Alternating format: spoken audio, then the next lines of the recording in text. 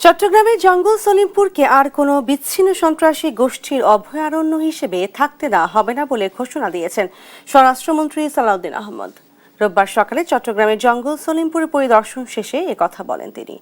এ সময় জঙ্গল সলিমপুরের পাশের বেতুয়া ও চা বাগান নামে দুটি পাহাড়ি এলাকাতেও সন্ত্রাসীদের আনাগোনার তথ্য পাওয়া গিয়েছে বলেও জানান মন্ত্রী। আরও বলেন, জঙ্গল সলিমপুরের বায়েজিদ অংশে কারাগারের জন্য জায়গা নির্ধারণ করা হয়েছে।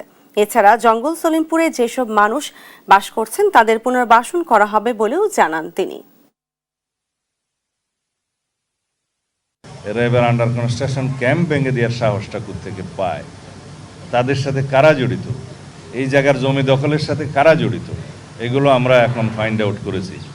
স্থানীয় অধিবাসী যারা বিভিন্নভাবে এখানে কোনো না কোনো কারণে বসতি স্থাপন করতে বাধ্য হয়েছে, অস্থায়ীভাবে বা রিহেবিলিটেটেড হয়েছে বিভিন্ন কারণে, তাদেরকে কিভাবে পুনর্বাসন করা যায় সেটা আমরা একটা পরিকল্পনা করব।